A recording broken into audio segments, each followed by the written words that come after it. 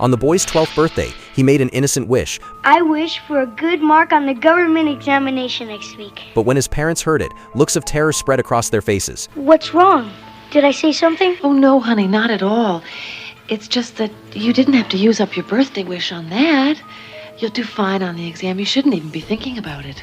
His mother tried to cover up the matter of the exam, but Dickie excitedly said that everyone at school was talking about this exam, and that classmates who had already taken it all said it was very easy. I just want to do well and make you proud of me.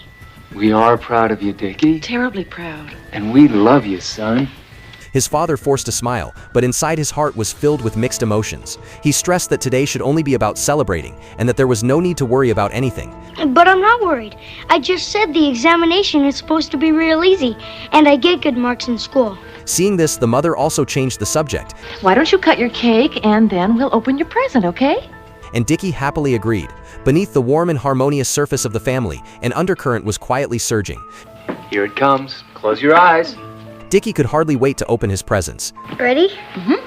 The moment he unwrapped them, Dickie cried out in surprise. Oh my gosh, an omnicoder! It was the gift he had dreamed of for so long. Oh, Mom? This is great. Is it really mine? It's all yours, Dickie. He excitedly told his parents that he could finally use it to call his friends. But very quickly, the smile on his face disappeared. He suddenly remembered a rule. Wait a minute. I thought you said I had to be 14. The government changed its regulations last month. Immediately afterward, his father added a cold remark. Of course, you won't be assigned a number until you've passed the examination. Dickie didn't pay much attention to it, but the couple grew increasingly tense, clearly hiding some kind of secret. And Dickie finally couldn't help asking the question that had been bothering him. Dad, what's the government examination for exactly? It's just an intelligence test. The government wants to know how smart you are, Dickie, that's all. Dickie seemed to understand a little, but still wanted to ask more clearly. Is it like a test at school? Sort of. Why don't you watch TV until bedtime? I'd rather read. There's nothing good on TV tonight. Obviously, Dickie was a good student who loved learning, yet the more outstanding he was, the more uneasy his parents became. Please stop worrying about him. He'll do fine. I can't help worrying. Keep your voice down. There's no need to upset him. Richard? He's not like the other kids. He'll do fine. Fine. Although the husband kept reassuring his wife over and over again, his eyes were filled with the same anxiety. They embraced each other, trying to give one another more comfort. At this moment, Dickie came out neatly dressed, but instantly looked a bit dejected. Oh no, not today. Why did it have to rain today? Rain makes the grass grow, son. He had originally planned to go to the park and the zoo after finishing the exam, but that plan had clearly fallen through. With his father's reassurance, he soon came to terms with it. Then he excitedly added something else. I know. Could I get my omnicoder number this afternoon? And then if it's still raining after school, I can call my friends. Could I, Dad? Looking at his son's innocent expectations, the father could only respond vaguely. Before setting off, Dickie confidently assured his mother that he would definitely do well and wouldn't let her down. At this point, the mother could no longer hold back and tightly hugged her son. But this didn't feel like encouragement. It felt more like a farewell. I love you, Dickie. I love you so much. It's time, son. Urged by the father, Dickie reluctantly said goodbye to his mother, then followed his father on the road toward that unknown examination site. Before long, the father and Dickie arrived at the examination center. Dickie was full of curiosity about the place and looked around everywhere. There were many children about his age there to take the exam as well, but the place was filled with a cold, oppressive sense of futurism, nothing like a children's examination hall at all. Following the door numbers, the father and son smoothly found the exam registration desk.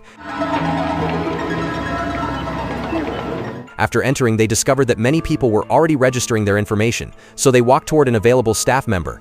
Your name, please? Richard Jordan, Jr. But everybody calls me Dickie. Fine, Dickie.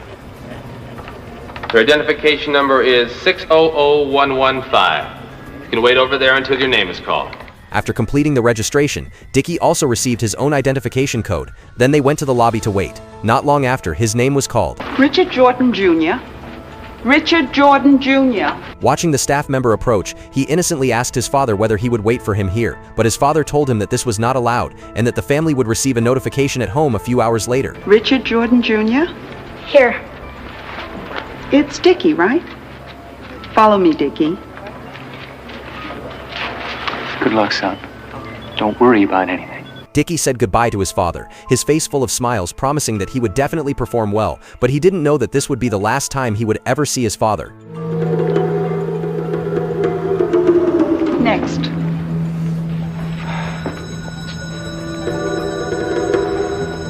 Hi, you're Richard. Jordan Jr.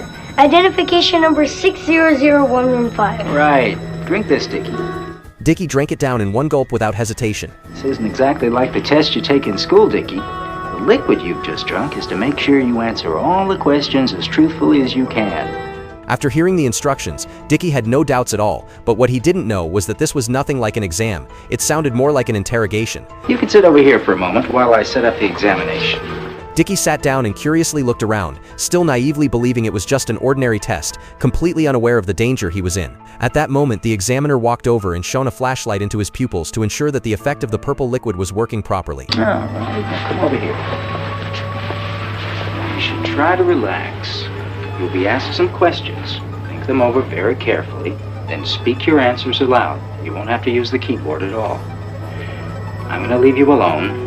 When you're ready to begin, just say, ready. Understand? Yes, sir. Good luck, Dickie. After saying this, the examiner walked straight out, and Dickie confidently spoke up. Ready. Complete the sequence of numbers 1, 4, 7, 10. Meanwhile, on the other side, Dickie's parents waited anxiously at home for the result. The mother leaned against the window, staring silently at the heavy rain outside, while the father paced back and forth, rubbing his hands repeatedly, hoping for that phone call that would decide their son's fate.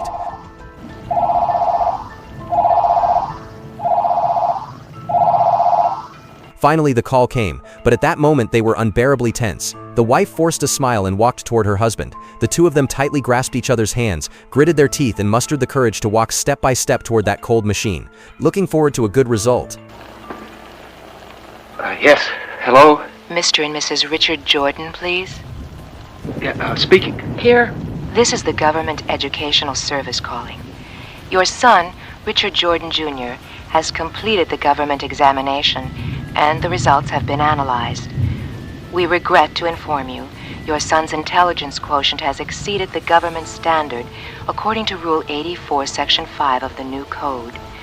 You may specify now whether you wish his body interred by the government or would you prefer a private burial.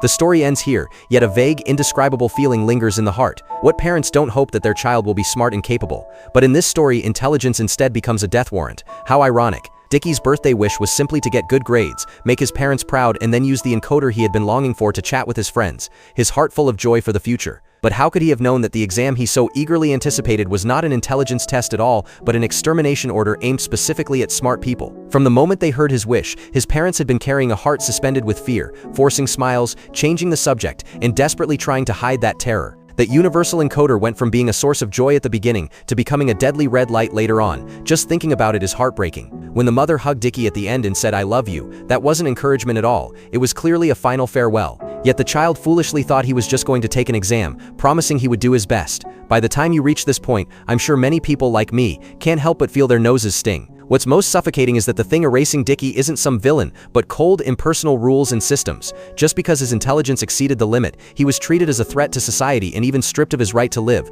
cold to the very core. Don't you feel that such bizarre rules are especially disempowering? This story looks absurd, but if you think about it carefully, there are reflections of it in real life too. Sometimes do ideas that are too unconventional or talents that are too outstanding also get treated as anomalies? And do those rigid rules quietly wear down people's edges and creativity as well? Have you ever encountered similar situations in your own life where something clearly good was denied simply because it didn't meet certain standards? Truly, wisdom should never be an original sin. A truly good world should be one where every intelligent, thoughtful soul can live well, instead of forcing everyone to become numb and mediocre just to survive in peace. Dickie's story at its core is the heaviest indictment of all systems that strangle individuality. What do you think? If Dickie had known the truth about the exam beforehand, what would he have done? Would he have chosen to hide his intelligence, or would he still have dared to be himself? Next time we'll talk about another story. Goodbye.